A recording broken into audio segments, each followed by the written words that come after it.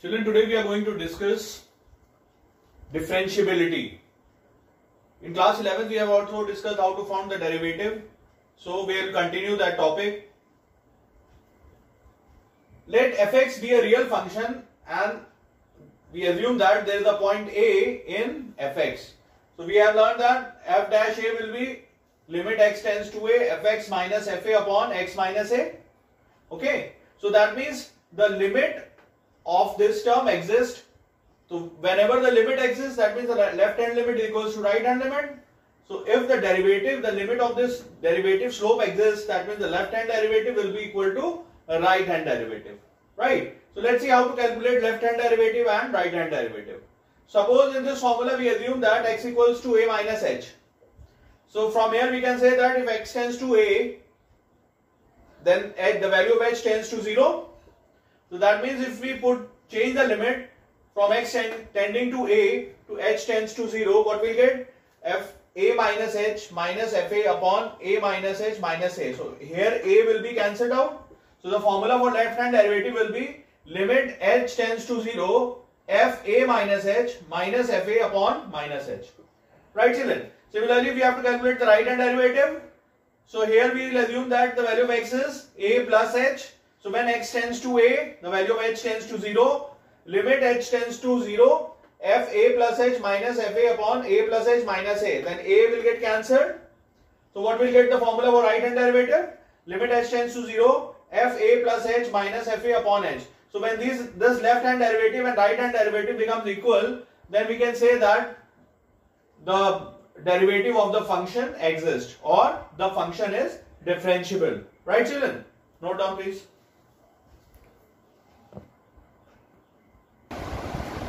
Children, next we are going to discuss the theorem which says that if a function is differentiable at a, then it is continuous at point a. Right, children?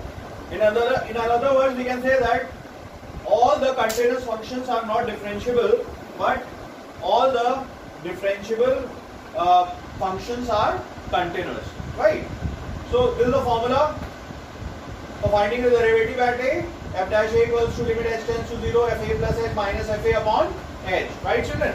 So you can see that this f a plus h minus fa can be written as, if we multiply h in the numerator and denominator, what we'll get? F a plus h minus fa upon h and into h. Right?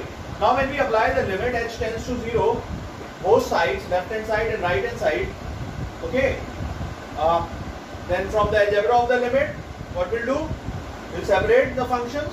Limit h tends to 0, f a plus h minus limit h tends to 0 fa. Similarly here, limit h tends to 0 fa plus h minus fa upon h into limit h tends to 0 h. Right, children? Now this limit h tends to 0 fa equals to limit h tends to 0 fa. This will become fa, right? And this is the formula of f dash a. Right? Understood, children? And limit h tends to 0, h will become 0. And 0 into anything is 0. Right? So when you transfer this fa this side, what will get? Limit h tends to 0, fa plus h equals to fa. This implies that limit x tends to a, fx equals to fa. So when the limit of the function exists and it is equal to the value of the function, that means that the function is continuous. So this proves that all the continuous functions are not differentiable and all the differential functions are continuous at x equals to a. Right, children? Note down please. Let's discuss one sum, children, for proving our point that fx is continuous but fx is not differentiable. Right? We have already discussed that the absolute function, the mod of x, is a continuous function. Right? It is defined for every value of x. Right? Fx can be represented as x when x is less than 0, it will be minus x. When x is greater than or equal to 0, it will be x. So from here we can say that mod of x is a continuous function. We know that, right? Now if we have to prove that whether it is differentiable or not. So for proving differentiability, we have to prove that the left hand derivative and right hand derivative are equal. Right? Let's calculate the value of left hand derivative first. So this is the formula for finding left hand derivative. We have discussed limit h tends to 0, fa plus h minus fa upon h. Right. So here a is 0. So when the limit h tends to 0, 0 minus h minus f0 upon minus h. So 0 minus h will be minus of 0 minus h, because when x is less than 0, it is minus x, right? So it will be minus of 0 minus h, so it will become plus h upon minus h. So h and h cancelled, you will get minus 1. That means the value of left hand derivative is minus 1. Let's see right hand derivative. So if we are calculating right hand derivative, limit h tends to 0, fa plus h minus fa upon h. So here a is 0. Then limit h tends to 0, 0 plus h minus 0. When x is greater than 0, it has value x, right? So it will be 0 plus h minus 0 upon h. So h and h again cancelled, you will get 1. Now you can see that the left hand derivative is minus 1, right hand derivative is 1. That means left hand derivative is not equals to right hand derivative. Therefore, mod of x is not differentiable, right? So if you draw the graph of the modulus function, this way we draw the graph, right? Children, remember, in any curve, anywhere, if you see a point or a corner at this point, that means at this point you can draw two tangents, right? So whenever a corner comes, the function will not be differentiable at that point, right? So by looking at the graph also you can say that whether the function is differentiable. If you draw the graph, suppose this is the graph and it continues further. So you can see that the corner comes here. If you draw the tangent at this point, you can draw two tangents. One is like this, one is like this. So differentiability means there is a point on the curve at which only unique tangent can be drawn. So here you can draw two tangents. So whenever more than one tangent you can draw, that means at that point the function is not differentiable. Understood, children? Note down please.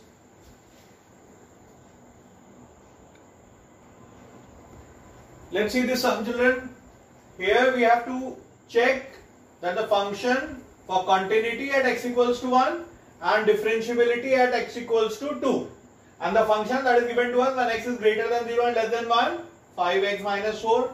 When x is greater than 1, less than 2, 4x square minus 3x. And when x is greater than equal to 2, the function is 3x plus 4. So we have to check the function's continuity at 1 and differentiability at 2. Now children, you can see that the value of the function is given, the range of the function is given, right?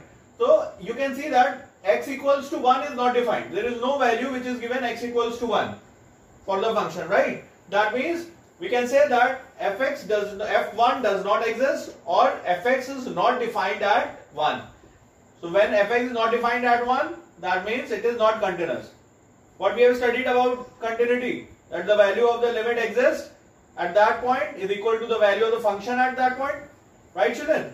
Here the value of the function at 1 does not exist, therefore it cannot be continuous at 1, right? So 1 point done, continuity at 1 check. Now let's discuss the differentiability at x equals to 2. Now first, to show that the differentiability at x equals to 2, we have to check the continuity at x equals to 2, whether the function is continuous or not.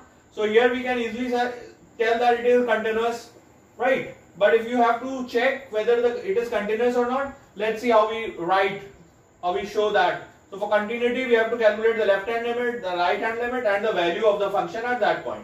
At 2, we have to calculate the continuity. So let's find the left hand limit at x equals to 2. That will be limit x tends to 2 negative fx.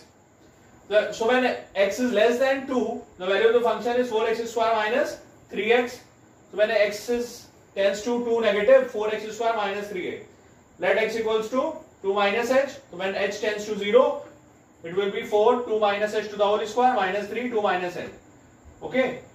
Expand the bracket and when we solve, we'll get this term. And when we put h equals to 0, what value will get? 10. That means the value of left hand limit is 10. Right children? Next we have to calculate right hand limit. That means limit x tends to 2 positive fx. When x is greater than 2, what is the value of the function? 3x plus 4 That means when limit x tends to 2 positive, the function is 3x plus 4. That means x equals to 2 plus h tends to 0, x tends to 2. So limit h tends to 0, 3, 2 plus h plus 4. What we'll get on solving? The value will be 10. Right, children? Now you can see that the left hand limit and the right hand limit exist, are same. Let's find the value of the function at 2. When x is equal to 2, the value of the function is 3x plus 4. And when you put x equals to 2, it will be 3 into 2 plus 4. That will be 10. Right? So from here we can say that the left hand limit and right hand limit and the value of the function all are equal to 10. Hence we can say that fx is continuous at x equals to 2. Right, children? So we know that fx is continuous. Next we have to prove that fx is also differentiable. Right? So note down this much first.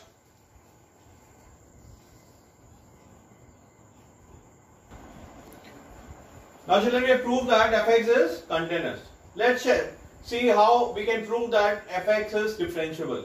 First what we'll do, we'll calculate the value of left hand derivative. Then we calculate the value of right hand derivative. If both the values comes equal, then we can say that fx is differentiable. Let's calculate the value of left hand derivative first.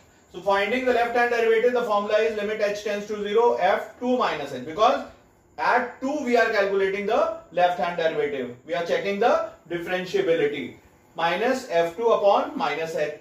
So when f is less than 2, the value of the function is 4x square minus 3x. Okay. So when you put 2 minus h to the whole square here in place of x and then solve, what we'll get? The 16 and 16 cancel. 4h square minus 13h upon minus h. Take minus h common from here and then it will get cancelled. Minus minus h cancelled. You will get 13 minus 4h. And when you put h equals to 0 here, you will get the value of the left hand derivative is 13. Right? Now calculate the value of right hand derivative.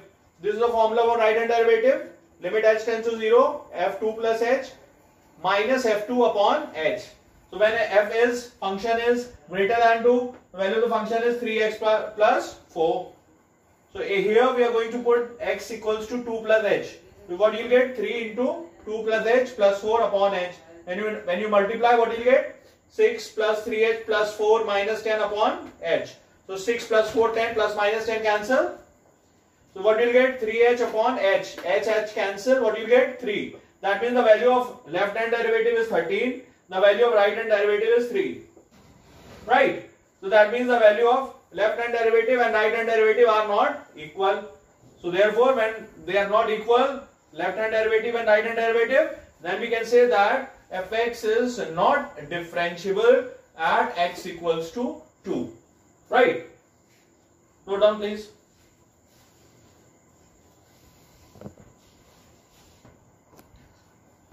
Now children, let's discuss few formulas. First is algebraic function. Suppose we have to differentiate x to the power n. So d by dx means differentiating with respect to x. d by dx sometimes we read d dx, right? So d by dx of x to the power n is n x to the power n minus 1. If we differentiate function with respect to that function only, that will be 1. Suppose you are differentiating x with respect to x, that will be 1. Remember, the derivative was constant, always 0, right? Because it does not vary. Let's see trigonometric function.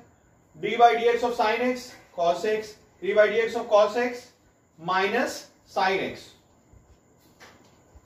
D by dx of tan x, sec square x, d by dx of sec x, tan x, d by dx of cot x minus cosec square x, d by dx of cosec x minus cosec x cot x. Exponential function, d by dx of a to the power x, it will be a to the power x log a base c, right? And if it is d by dx of e to the power x, so it goes e to the power x log e base c, and that will be 1, this value will be 1. So d by dx of e to the power x, directly we write e to the power x. Note down these formulas, children.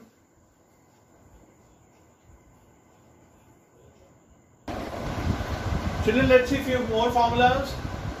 Inverse trigonometric function. So d by dx of sin inverse x will be 1 upon under root 1 minus x square. D by dx of cos inverse x minus 1 upon under root 1 minus x square. D by dx of tan inverse x 1 upon 1 plus x square. D by dx of cot inverse x minus 1 upon 1 plus x square. D by dx of sec inverse x is 1 upon mod of x under root 1 minus x square. D by dx of cosec inverse x is minus 1 upon mod of x under root 1 minus x square. D by dx of log x is always 1 upon x. Right, children? And d by dx of mod of x, if you have to find, that is x upon mod of x. Learn these formulas thoroughly. Right, children? Note down, please.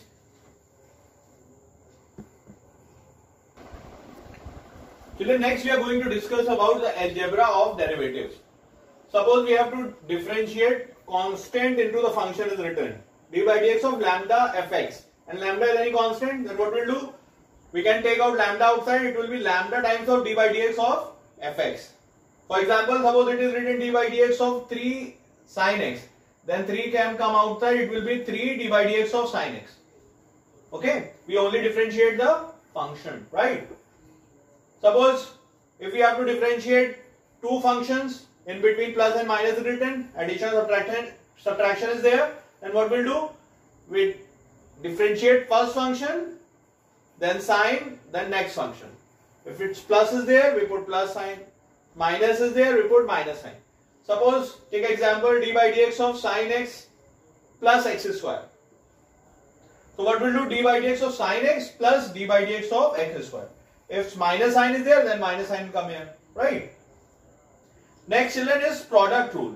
What is product rule? If two functions are in multiplication, we have to differentiate two functions which are in product form. D by dx of f1 into f2. Then what we'll do? f1 d by dx of f2 plus f2 d by dx of f1. This is a formula, learn.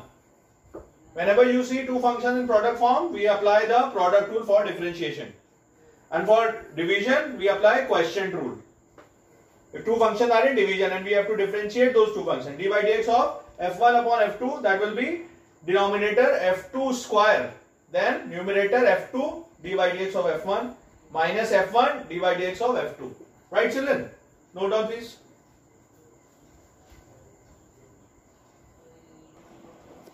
Now, children, next is chain rule. What we do in chain rule? Which type of function we differentiate? We differentiate composite functions in chain rule. Suppose any function is given as y equals to tan x cube. Right? There is a function tan x cube. We have assumed that function to y. Now, how we are going to differentiate this function? So, what we'll do? We'll assume this x cube as t. Right? X cube equals to t. And then what we'll do? We'll differentiate this function, this term with respect to x. So, d by dx of x cube, and if you differentiate, you will get dt upon dx. So, when you differentiate x cube, what will get? 3x square. That means the value of dt upon dx is 3x square. Now, let's see here. The value of x cube is t. That's what we have assumed here. So, y equals to tan t. And when we differentiate with respect to x, then what will get? Dy by dx equals to d by dx of tan t. Right? So, d by dx of tan t will be sec square t. And again we differentiate t, that will be dt upon dx. And when we substitute the value of dt upon dx and t, then what we'll get? We'll get dy by dx equals to 3x square sec square x cube. Right, children? So, in chain rule, what we have to do? We have to assume this, whatever function is there, we have to assume that as some other variable, then differentiate accordingly. Right? We'll discuss more examples after this. Note down this first.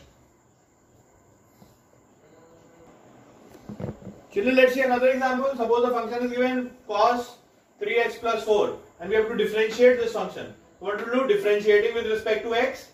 So, dy by dx will be dy by dx of cos 3x plus 4. What is the derivative of cos x? Minus sin x. So, here cos 3x plus 4 is written. So, what will come? Minus sin 3x plus 4. And we have assumed this term as t. So, we have to again differentiate that t. So, d by dx of 3x plus 4. And the derivative of constant will be 0 and 3x will be only 3. So, the answer will be minus 3 sin 3x plus 4. Right, children? Note down.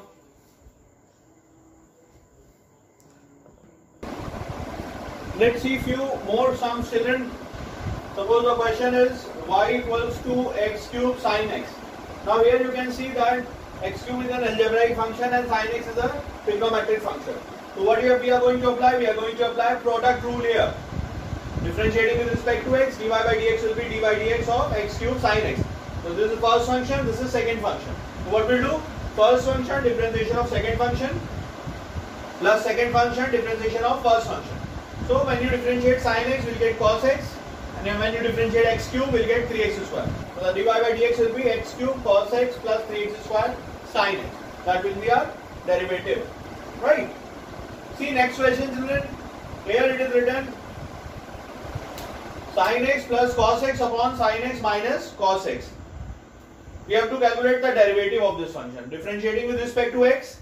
See here, the two functions are in division. That means we are going to apply quotient rule here. So dy by dx will be sin x minus cos x. Denominator will be f2 square.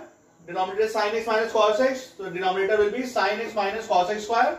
f2 d by dx of f1 minus f1 d by dx of f2. So this is f1, this is f2. I have substituted the values. Right? Now when we do the derivative of this function sin x plus cos x, we will get cos x minus sin x. Sin x minus cos x derivative will be cos x plus sin x. Now this sin x plus cos x and cos x plus sin x will become sin x plus cos x to the whole square. And if you take minus common from this term, so it will be sin x minus cos x into sin x minus cos x.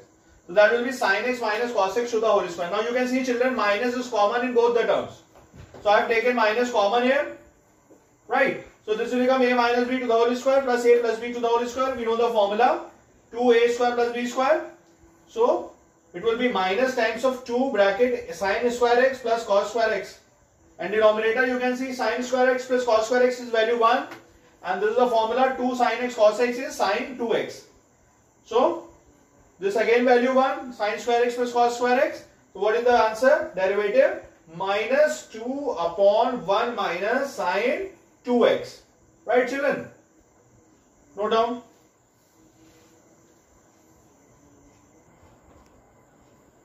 Now, children, we have to differentiate a function y equals to x tan inverse x. So you can see that x into tan inverse x, x is an algebraic function and tan inverse x is an inverse trigonometric function. So two different function, d by dx of x tan inverse x, we are going to apply product rule. Yes. So it will be first function differentiation of second function plus second function differentiation of first function. So d by dx of tan inverse x is 1 upon 1 plus x square. So it will be x upon 1 plus x square. D by dx of x will be 1. So it will be tan inverse x. Okay. See another sum. Here it is written y equals to tan inverse sin x upon 1 plus cos x. Children, let's simplify this term first. Okay. So we know the formula of sin x can be represented as 2 sin x by 2 cos x by 2, right? And cos x can be written as 2 cos square x by 2 minus 1, because we have to eliminate this 1 here. This 1 we have to cancel, right? So we'll apply this formula to cancel this 1, 2 cos square x by 2 minus 1. So plus 1 minus 1 you can see get cancelled. This 2 and this 2 will get cancelled. Cos x by 2 and this square will get cancelled. So what is left? Sin x by 2 upon cos x by 2. So that is tan x by 2. Right, children? And tan inverse tan x by 2 is what will get? X by 2. So if y equals to x by 2, very easy differentiation. D by dx of x by 2 is 1 by 2. Right? Note down.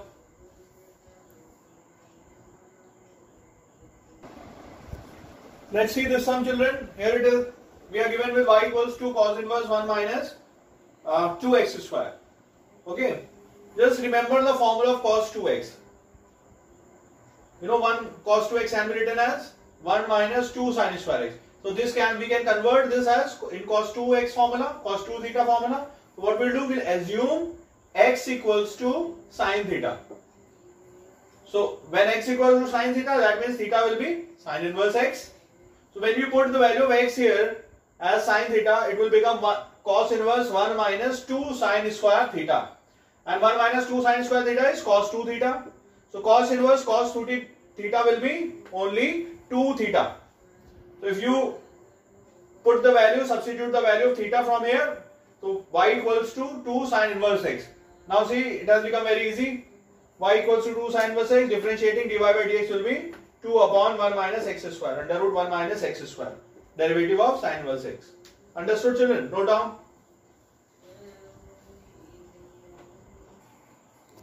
Let's see another sum, children. Here it is written differentiate y equals to sine inverse 1 upon under root 1 plus x square. So we know the formula that 1 plus x square, when it is written, that means we know that 1 plus tan square theta is sec square theta, and 1 plus cot square theta is also cosec square. Any value we can use. So here I have used that x equals to tan theta. Right. So if x equals to tan theta, then theta will be tan inverse x. Sine inverse under root 1 upon tan square theta will be sine inverse 1 upon under root sec square theta, that will be sec theta. And sec theta, 1 upon sec theta can be written as cos theta. This cos theta we can write as sine 90 minus theta. So sine inverse sine 90 minus theta can be written as y equals to pi by 2 minus theta. Now when we substitute the value of theta from here, tan inverse x, and then differentiate, we will get the value of dy by dx as minus 1 upon 1 plus x square. So then we can substitute tan theta and we can substitute cot theta. Any value we can do that. Both the ways we can. Cot theta will make our question solution more easier. Right, children? Note down please.